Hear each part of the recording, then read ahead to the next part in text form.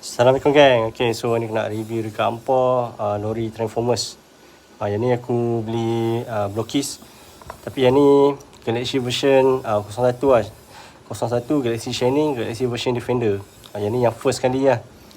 Okay, yang aku dapat ni kepala Optimus Prime. Okay, ataupun lori Optimus Prime lah. Dia ada banyak sini kan. Dia ada vehicle, dia ada robot juga. Aku ingat nak cari ni apa, yang super secret ke, special Galaxy Tech ni ke, besar pun jadi lah. Tapi itulah rezeki aku dapat yang benda ni. Tapi yang best dia yang ni kan, yang baru punya 05 dia dah ada container trailer.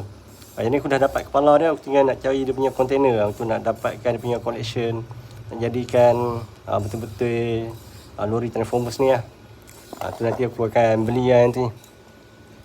Okay, so nak main dia pun best kat ni sebab dia boleh ada penembak kat sini. Cantik lah detail Blockis ni, apa boleh tengok. Ada logo atau buat kat sini. Detail depan ni memang cantik aku cakap. Oh, lawa detail lah.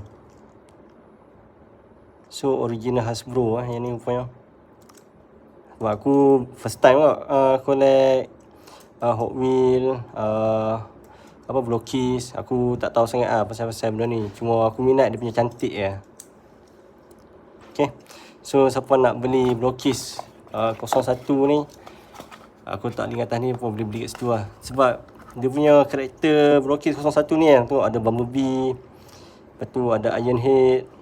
Memang cantik lah dia punya karakter untuk yang 01 ni, aku minat betul lah.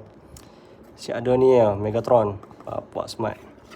Okay, so ada benda nak komen, boleh komen kat bawah. Jumpa lagi kat next video aku. Assalamualaikum.